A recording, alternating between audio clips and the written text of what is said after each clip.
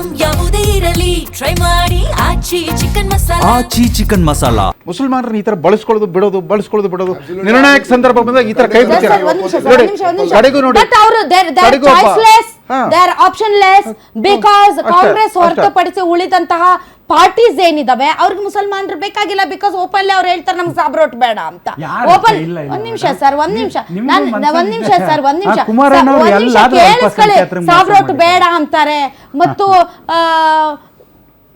ಇದ್ದಂತಹ ಅಧಿಕಾರಾವಧಿಯಲ್ಲಿ ಮುಸಲ್ಮಾನರು ಎದುರಿಸ್ತಾ ಇರುವಂತಹ ಸಮಸ್ಯೆಗಳನ್ನೇ ರಾಜಕೀಯದ ಆಳುವಾಗೆ ನಂಬಿಕೆ ಹುಟ್ಟಿಸುವಂತ ಕೆಲಸ ನಡೀತಾ ಇಲ್ಲ. ನಾನು JDS ಬಗ್ಗೆ ಮಾತಾಡ್ತಾ ಇಲ್ಲ. ಅದಕ್ಕೆ ನಾನು ಹೇಳ್ತಾ ಇರೋದು, ದಾವಣಗೆರೆ ದಕ್ಷಿಣದಲ್ಲಿ JDS ಅನ್ನೋ ಒಂದು ಚಾಯ್ಸ್ ಇದ್ರೆ SDPIಗೆ 20,000 ಮತಗಳು ಹೋಗ್ತಿರ್ಲಿಲ್ಲ. SDPIಗೆ 20,000 ಮತಗಳು ಹೋಗ್ತಾ ಇರ್ಲಿಲ್ಲ. 20,000 ಮತಗಳು ಅಂತಂದ್ರೆ ಒಂದು ಸೈಜಬಲ್ ವೋಟ್ಸ್. ಬಟ್ ಮುಸಲ್ಮಾನರು ಎಚ್ಚೆತ್ತುಕೊಂಡಿದ್ದಾರೆ. ಅವರು ಪರ್ಯಾಯ ಪಕ್ಷದ ಬಗ್ಗೆ ಮಾತಾಡ್ತಾ ಇದ್ದಾರೆ. That is the change, that is the message. ಅಲ್ಲಿದ್ದ 3 ಜನ ಅಭ್ಯರ್ಥಿಗಳ ಪೈಕಿ ವ್ಯಕ್ತಿಗತವಾದ ಅರ್ಹತೆ ಯೋಗ್ಯತೆ ನೋಡಿದ್ರೆ ಅವನು SDPI candidate, he had that merit, he had all the eligibility and merit to be a candidate in MLA. At least ಒಂದು ಗುಣಮಟ್ಟದ ನಾಯಕತ್ವ ಬರ್ತಾ ಇದೆ ಮುಸ್ಲಿಮರಲ್ಲಿ. ಇನ್ಮೇಲೆ ಕಾಂಗ್ರೆಸ್ ಆಗಲಿ, ಇತರೆ ಪಕ್ಷಗಳಾಗಲಿ, ಮುಸಲ್ಮಾನರನ್ನಾಗಲಿ, ಹಿಂದೂಗಳನ್ನಾಗಲಿ ನಮ್ಮ ಒತ್ತೆ ಆಳುಗಳನ್ನು ತಿಳ್ಕೊಳ್ಳೇಬಾರ್ದು. ಅವ್ರಿಗೆ ಚಾಯ್ಸ್ ಇದ್ದೇ ಇರುತ್ತೆ, ಚಲಾಯಿಸ್ತಾರೆ ಸಂದರ್ಭ ಬಂದಾಗ. ನೋಡಿ, ಒಂದು ವಿಚಾರನ, ಒಂದು ಚರ್ಚೆಯನ್ನು ರವೀಂದ್ರ ರೇಷ್ಮೆ ಸರ್ ಅವರು ತಂದಿದ್ದಾರೆ. ಏನು ಅಂತಂದ್ರೆ ಕಾಂಗ್ರೆಸ್ ಪಕ್ಷ ಮುಸಲ್ಮಾನರಿಗೆ ಇಂಡೈರೆಕ್ಟ್ ಆಗಿ ಅನ್ಯಾಯ ಆಗಿರುತ್ತೆ ಅಂತ ಹೇಳಿ ಒಂದು ವಿಚಾರ ದಯವಿಟ್ಟು ಹೇಳ್ತೇನೆ. ನಾವು ಕಳೆದ SDPIಗೆ 20,000 ಮತಗಳು ಹೋದು, ಅದು ತಪ್ಪಿಲ್ಲ. ಒಂದ್ ನಿಮಿಷ ಕೇಳಿಸ್ಕೊಳ್ಳಿ. ನೋಡಿ, SDPI ವೋಟ್ಸ್ ನಾನು SDPI ಅಂತಾನು ಅದೊಂದು ಪಕ್ಷವಾಗಿ ಓಟ್ ಅಂತ ತೆಗೆದುಕೊಂಡಿದ್ದೆ. ಓಕೆ, ಪೊಲಿಟಿಕಲ್ ಪಾರ್ಟಿಯಾಗಿ ಪೊಲಿಟಿಕಲ್ ಪಾರ್ಟಿಯಾಗಿ ತೆಗೆದುಕೊಂಡಿದೆ. SDPIಗೆ ಹೋಗಿರುವಂತಹ ಮತಗಳು ಯಾರು? ಅದು ಕಾಂಗ್ರೆಸ್ ಮತಗಳು. ಹಾಗಾದ್ರೆ ಯಾಕೋದು ಹೇಳ್ತೇನೆ, ಅದನ್ನೇ ನಾನು ಹೇಳ್ತಾ ಇರೋದು. ನಾವು ಒಂದು ರಾಂಗ್ ಪರ್ಸೆಪ್ಷನ್ ಅನ್ನ, ಒಂದು ಮಾಧ್ಯಮದಲ್ಲಿ ಕೂತ್ಕೊಂಡು ನಾವು ರಾಂಗ್ ಪರ್ಸೆಪ್ಷನ್ ಅನ್ನ, ತಪ್ಪು ಮಾಹಿತಿಯನ್ನು ರಾಜ್ಯದ ಜನತೆ ಕೊಡೋದು ಬೇಡ. ಯಾಕೆ ಅಂತ ಹೇಳಿದ್ರೆ, ಒಂದು ಬಾರಿ ನಾವು ಆಲ್ರೆಡಿ ಕಳೆದ 4-5 ಚುನಾವಣೆ, ದಯವಿಟ್ಟು ಬಿಡಿ, ಉತ್ತರ ಕೊಡ್ತೀನಿ ಬಿಡಿ, ಆಯ್ತು ಉತ್ತರ ಕೊಡ್ತೀನಿ ಬಿಡಿ. ಕಳೆದ 5 ಚುನಾವಣೆಗಳಲ್ಲಿ ಪ್ರತಿ ಬಾರಿ ನಾವು 2008ರಲ್ಲಿ ಒಂದ್ ನಿಮಿಷ ದಾವಣಗೆರೆ ದಕ್ಷಿಣದಲ್ಲಿ ಕೇಳಿಸ್ಕೊಳ್ಳಿ, ಯಾಕೆ ಹೋದ್ವು ಅನ್ನೋದನ್ನ ನೀವು ಹೇಳದೆ ಕಂಟಿನ್ಯೂ ಮಾಡಕ್ ಬಿಡಲ್ಲ. ಒಂದ್ ನಿಮಿಷ ಕೇಳಿಸ್ಕೊಳ್ಳಿ, ಅದಕ್ಕೆ ಹೇಳ್ತೇನೆ. ಏನಕ್ಕೆ ಅಂತ ಅಂದ್ರೆ, ನಾವು ಮುಸಲ್ಮಾನ ಸಮುದಾಯಕ್ಕೆ ಅಲ್ಲಿ ಕೊಡಕ್ಕಾಗಿಲ್ಲ. ಯಾಕೆ ಅಂತ ಹೇಳಿದ್ರೆ, ಒಂದು ಕಾಂಗ್ರೆಸ್ ಪಕ್ಷದಲ್ಲಿ ಒಂದು ಇದಿದೆ, ಯಾವ ಕುಟುಂಬದ ಯಾರು ಸಾವನ್ನಪ್ತಾರೆ ಆ ಕುಟುಂಬದವರಿಗೆ ಬಹುತೇಕ ಟಿಕೆಟ್ ಅನ್ನು ಕೊಡುವಂತ ಕೆಲಸ ನಮ್ಮ ಪಕ್ಷದವರಲ್ಲ, ಎಲ್ಲ ಪಕ್ಷಗಳು ಮಾಡ್ತವೆ. ಆ ಕಾರಣದಿಂದ ಪಕ್ಷ ಒಂದು ತೀರ್ಮಾನವನ್ನು ತೆಗೆದುಕೊಂಡಿತ್ತು, ನಾವು ಇವ್ರಿಗೆ ಕ್ಯಾಂಡಿಡೇಟ್ ಮಾಡೋದಕ್ಕಾಗಲ್ಲ ಅಂತ ಹೇಳಿ ಸಮರ್ಥ ಅವ್ರನ್ನ ಕ್ಯಾಂಡಿಡೇಟ್ ಮಾಡಿದ್ದೇವೆ, ಗೆದ್ದಿದ್ದಾರೆ. ಇನ್ನು SDPI ವಿಚಾರಕ್ಕೆ ಬರೋದಾದ್ರೆ, ಬಿಜೆಪಿ ಏನ್ ಮಾಡ್ತಾ ಇತ್ತು, ಅದನ್ನ ಒಂದು ಹೇಗಾದ್ರೂ ಮಾಡಿ ಅಲ್ಲಿ ಒಂದು ಡಿವೈಡ್ ಮಾಡೋಣ ಅಂತ ಹೇಳಿ ಒಂದು ಪ್ರಯತ್ನವನ್ನು ಮಾಡ್ತಾ ಇತ್ತು. ಫುಲ್ ಸೋಷಿಯಲ್ ಮೀಡಿಯಾದಲ್ಲಿ ಬೇಡ, ಇವೆಲ್ಲ ಬೇಡ ಸರ್. ಒಂದ್ ನಿಮಿಷ, ಅವ್ರು ಸೋಷಿಯಲ್ ಇಂಜಿನಿಯರಿಂಗ್ ಮಾಡ್ಕೊಂಡು ಅವ್ರ ಕಾಲ್ ಮೇಲೆ ಅವ್ರ ಚಪ್ಪಲಿ ನೋಡಿ, 20 ವರ್ಷಗಳ ಹಿಂದೆ ಯಾರು ಶಾಮರಾಜ್, ಒಂದು ನಿಮಿಷ ಕೇಳಿಸ್ಕೊಳ್ಳಿ, ನಾವು ವಾಸ್ತವವನ್ನು ಕೂಡ ಅರ್ಥ ಮಾಡ್ಕೊಳ್ಬೇಕಾಗುತ್ತೆ. ಒಂದ್ ನಿಮಿಷ ಕೇಳಿಸ್ಕೊಳ್ಳಿ, 21 ಸ್ಥಾನಗಳು, 21 ಸೀಟ್ ಕೊಡ್ತಾ ಇದ್ವಿ ನಾವು ಮುಸಲ್ಮಾನ ಸಮುದಾಯಕ್ಕೆ. ಪವರ್ಫುಲ್ ಲೀಡರ್ ಫಿಕ್ಸ್ ಯಾರಪ್ಪ? ನಟ ದಳಪತಿ ವಿಜಯ್ ಕೈ ಜೋಡಿಸಲಿದ್ದಾರ ಅಣ್ಣಾಮಲೈ.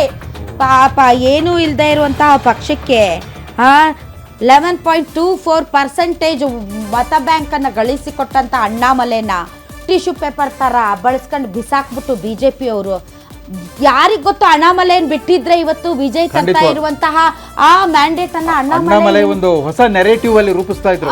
50-90 ವರ್ಷಗಳಿಂದ ದ್ರಾವಿಡ ಪಕ್ಷಗಳ ಏಕಾಧಿಪತ್ಯ ಏನಿತ್ತು, ಪರ್ಯಾಯ ಒಂದು ನೆರೇಟಿವ್ ಡೆವಲಪ್ ಮಾಡ್ತಾ ಇದ್ದ. ಇದಕ್ಕೆ ತೆಗೆದುಬಿಟ್ಟು ಯಾರೋ ಒಬ್ಬ ಮುಖರಹಿತ MLA ನ ಅಲ್ಲಿ ಅಧ್ಯಕ್ಷರು ಮಾಡ್ತೀರಾ? ಇಷ್ಟು ಅಸಹಾಯಕರ ನೀವು? ಅಣ್ಣಾ DMK ಯಾವ ಆದರ್ಶವಾದಿ ಇದಿತ್ತು, ಅವ್ರಿಗೆ ಇಮೇಜ್ ಇತ್ತು ಅವ್ರಿಗೆ? ಅವು ಎರಡು ಬೆಂಕಿಯಿಂದ ಬಾಣೆలకు ಬಿದ್ದಂಗೆ.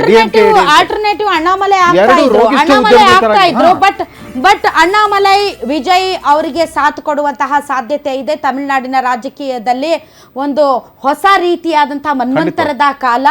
ಅಣ್ಣಾಮಲೈ ಪಾಪ ಸರ್ವಿಸ್ ಬಿಟ್ಟು BJP ಸೇರ್ಕೊಂಡು ಸಿಂಗಮ್ ಅಂತ ನಾವೆಲ್ಲ ಅವ್ರನ್ನ ಹೊಗಳಿ ಅಟ್ಟಕ್ಕೆ ಏರಿಸಿದ್ವಿ. ಅವ್ರನ್ನ ಕರ್ಕೊಂಡು ಹೋಗಿ 11% ಓಟ್ಗಳನ್ನು ನೀವು ತಮಿಳ್ನಾಡಲ್ಲಿ ಜಾಸ್ತಿ ಮಾಡಿಕೊಂಡು ಕೊನೆಗೆ ಅವ್ರನ್ನ ಬಿಟ್ಟು ಇನ್ಯಾಬ್ರನ್ನೋ ಕಳ್ಕೊಂಡು, ಸೊ ವಿಜಯ್ಗೆ ಅನುಕೂಲಕರವಾದಂಥ ವಾತಾವರಣ ಇಲ್ಲಿ ಏನಾದರೂ ತಮಿಳ್ನಾಡಲ್ಲಿ ಲೂಸರ್ ಇದ್ರೆ ದಟ್ ಇಸ್ BJP. ಈಗ ನಾವು ತಮಿಳ್ನಾಡು ಇಲ್ಲ, ಇಲ್ಲ, ಮಾತಾಡೋದು ಬೇಡ ಸರ್. ಒಂದು 30 ಸೆಕೆಂಡ್ಸ್ ಕೊಡಿ, ನಾನು ಲಾಸ್ಟ್ ಅದಾದ್ಮೇಲೆ ನೀವು ಮಾತಾಡಿರಂತೆ ನೋಡಿ. ನಾವು ಒಂದ್ ನಿಮಿಷ ಅಲ್ಲಿ ಮುಗಿಸ್ಬಿಡ್ತೇನೆ ರೀ. ನೋಡಿ ಯಾಕೆ ಕಾಂಗ್ರೆಸ್ ಪಕ್ಷ ಮತ್ತೆ ಅಲ್ಪಸಂಖ್ಯಾತ ಸಮುದಾಯದವ್ರು ಕೂತ್ಕೊಂಡು ಒಂದು ತೀರ್ಮಾನವನ್ನ ಯಾವ್ಯಾವ ಕ್ಷೇತ್ರದಲ್ಲಿ ನಾವು ನಿಜವಾಗ್ಲೂ ಗೆಲ್ಲಕ್ಕೆ ಸಾಧ್ಯ ಇದೆ. ಯಾಕೆಂದ್ರೆ ನಾವು ಹಾವೇರಿನಲ್ಲಿ ಎಷ್ಟು ಬಾರಿ ನಾವು ಪಾರ್ಲಿಮೆಂಟ್ ಕೊಟ್ಟಿದ್ದೇವೆ, ಹಾವೇರಿ 3 ಬಾರಿ ಕೊಟ್ಟಿದ್ದೇವೆ, ಸೋತಿದ್ದಾರೆ. ಓಕೆ, ಅದ್ರ ಯಾಕೆ ಅಂತಂದರೆ ಅಲ್ಲಿ ಒಂದು ಈ ಪೋಲರೈಸೇಷನ್ ನಡೀತಾ ಇರೋದ್ರಿಂದ ನಾವು ಅದಕ್ಕೆ ಒಂದು ಸೊಲ್ಯೂಷನ್ ಕಂಡುಕೊಂಡಿದ್ದೇವೆ. ಇಲ್ಲಿ ಸೋಲುವುದಕ್ಕಿಂತ ಮುಖ್ಯವಾಗಿ MLC ಅಥವಾ ರಾಜ್ಯಸಭೆ ಅಲ್ಲ, ಲಾಸ್ಟ್ ಅದು ಬೈ ಎಲೆಕ್ಷನ್ ಅಲ್ಲಿ ಗೆದ್ದಿದ್ದು, ಬೈ ಎಲೆಕ್ಷನ್ ಅಲ್ಲಿ ಗೆದ್ದಿರೋದು ನಾವು. ಬೈ ಎಲೆಕ್ಷನ್ ಅಲ್ಲಿ ಯಾರು ನಿಂತರೂ ಗೆಲ್ಸ್ಬಿಡ್ತೀರಿ? ಖಂಡಿತ ಇಲ್ಲ, ಅದು ಶಿಗ್ಗಾವಿನಲ್ಲಿ ಗೆಲ್ಸ್ಕೊಂಡ್ ಬಂದಿದ್ದೇವೆ. ಓಕೆ, ಬಟ್ ಹೌದು ಮುಸಲ್ಮಾನ ಸಮುದಾಯದವರು. ಬಟ್ ನಾನು ಹೇಳ್ತಾ ಇರ್ತಕ್ಕಂಥದ್ದು ದಾವಣಗೆರೆ ದಕ್ಷಿಣದಲ್ಲಿ ಮುಸಲ್ಮಾನ ಅಲ್ಲ, ಅಲ್ಲಿ ಯಾರು ಒಂದ್ ನಿಮಿಷ, ಶಿಗ್ಗಾವಿನಲ್ಲಿ ಒಂದ್ ನಿಮಿಷ, ಶಿಗ್ಗಾವಿ ಬೈ ಎಲೆಕ್ಷನ್ ಬಂದಿದ್ದು ಯಾರೋ ಸತ್ತ ನಂತರ ಅಲ್ಲ, ಯಾರೋ ಸತ್ತಿರೋದ್ರಿಂದ ಅಲ್ಲ, ಇಲ್ಲಿ ಅವರ ಶಾಮನೂರು ಶಿವಶಂಕರಪ್ಪ ಕುಟುಂಬದಿಂದ. ನಿಮ್ದು ಪಾಯಿಂಟ್ಲೆಸ್ ಆರ್ಗ್ಯುಮೆಂಟ್. ಒಂದ್ ನಿಮಿಷ, ನಾವು ಯಾಕೆ ಮುಸಲ್ಮಾನರಿಗೆ ಟಿಕೆಟ್ ಕೊಡಲಿಲ್ಲ ಅನ್ನೋದಕ್ಕೆ ಕಾರಣ ಹೇಳ್ತಾ ಇದ್ದೀರಾ, ಅದೆಲ್ಲರಿಗೂ ಗೊತ್ತಿದೆ. ನಾನು ಕೇಳ್ತಿರೋ ಪ್ರಶ್ನೆ, ನೀವು ಯಾರಿಗೆ ಟಿಕೆಟ್ ಕೊಟ್ಟರೋ ಕೊಡಲಿಲ್ವೋ ಅಲ್ಲ, ನಿಮ್ಮ 20,000 ವೋಟ್ಗಳು SDPIಗೆ ಶಿಫ್ಟ್ ಆಯಿತು. ಅದು ತಪ್ಪಲ್ಲ,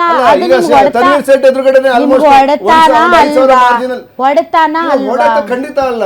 ಯಾಕೆ ಅಂತಾರೆ, ಅದು ಒಂದು ಪಕ್ಷವಾಗಿ ಅವರು ಪ್ರಯತ್ನವನ್ನು ಮಾಡಿದ್ದಾರೆ. ಈಗ ತನ್ವೀರ್ ಸೇಠ್ ಎದುರುಗಡೆ ಬರೀ ತನ್ವೀರ್ ಸೇಠ್ ಅವ್ರು ಗೆದ್ದಿದ್ದು 5,000 ಮಾರ್ಜಿನ್ ಇಂದ ಆಲ್ಮೋಸ್ಟ್ ಸೋಲುವಂತದಲ್ಲಿ ಇದ್ರು. ಅಲ್ಲ, ಜಬ್ಬಾರ್ ಕೇಳಿಸ್ಕೊಳ್ಳಿ, ಅಭಿಷೇಕ್ ದತ್ತ ನಮ್ಮ ಪಕ್ಷದ ಇನ್ಚಾರ್ಜ್ ಆಗಿರ್ತಕ್ಕಂಥ ಅಭಿಷೇಕ್ ಒಂದು ವರದಿಯನ್ನು ಕೊಟ್ಟರು. ಆ ವರದಿಯ ಆಧಾರದ ಮೇಲೆ ನಮ್ಮ ಹೈಕಮಾಂಡ್ ತೀರ್ಮಾನ ತೆಗೆದುಕೊಂಡು ಅವರನ್ನು ಸಸ್ಪೆಂಡ್ ಮಾಡಿದ್ದಾರೆ. ಓಕೆ, ಆ ಕಾರಣದ ರಿಪೋರ್ಟ್ ಅಲ್ಲಿ ಇದೆ, ಅವರ ಕಾರಣಗಳನ್ನು ಎಕ್ಸ್ಪ್ಲೈನ್ ಮಾಡಿದ್ದಾರೆ, ಆ ಕಾರಣದಿಂದ ಇದು ಮಾಡಿದ್ದಾರೆ. ಬಟ್ ಒಂದೇ ಹೇಳ್ತಾ ಇದ್ದೇನೆ, ಕೇಳಿಸ್ಕೊಳ್ಳಿ, ಲಾಸ್ಟ್ ಪಾಯಿಂಟ್ ಒಂದು 10 ಸೆಕೆಂಡ್ ಕೇಳಿಸ್ಕೊಳ್ಳಿ. 10 ಸೆಕೆಂಡ್ ನೋಡಿ, MLC ನಾವು ಏನು ಟಿಕೆಟ್ ಕೊಡಕ್ಕಾಗೋದಿಲ್ಲ, ಅಲ್ಲಿ MLC ಗಳನ್ನ ಮಾಡಿದ್ದೇವೆ, ರಾಜ್ಯಸಭಾ ಸೀಟನ್ನು ಕೊಡುವುದಕ್ಕೆ ನಾವು ಅಲ್ಪಸಂಖ್ಯಾತ ಇಡೀ ರಾಜ್ಯದ ಅಲ್ಪಸಂಖ್ಯಾತ ಘಟಕವನ್ನು ಯಾಕೆ ರಿಸಾಲ್ವ್ ಮಾಡಿದ್ರಿ? ಜಬ್ಬಾರ್ ಪಕ್ಷ ವಿರೋಧಿ ಚಟುವಟಿಕೆ ಮಾಡಿದ್ರು, ನಾಸಿರ್ ಪಕ್ಷ ವಿರೋಧಿ ಚಟುವಟಿಕೆ ಮಾಡಿದ್ರು, ಆಯ್ತು, ಅವ್ರನ್ನ ಬಿಟ್ರಿ. ಒಬ್ಬ ಅಧ್ಯಕ್ಷನನ್ನ ನೀವು ಬದಲಾವಣೆ ಮಾಡಬಹುದಾಗಿತ್ತು. ಇಡೀ ಅಲ್ಪಸಂಖ್ಯಾತ ಘಟಕಗಳನ್ನ ರಾಜ್ಯಾದ್ಯಂತ ಡಿಸಾಲ್ವ್ ಯಾಕೆ ಮಾಡಿದ್ರೆ ಅಂತ ಅವರೆಲ್ಲರೂ ಕರಪ್ಟಾ? ಅದೇನ್ ಮೆಸೇಜ್? ಅದೇನ್ OBC ಯನ್ನು ಮಾಡಿದ್ದೇವೆ, SC ST ಯನ್ನು ಮಾಡಿದ್ದೇವೆ. ಈಗ ಸಮಯ ಕಾಲಕ್ಕೆ ತಕ್ಕಂತೆ ತೀರ್ಮಾನ ತೆಗೆದುಕೊಳ್ತೇವೆ. ಈಗ ಅದನ್ನು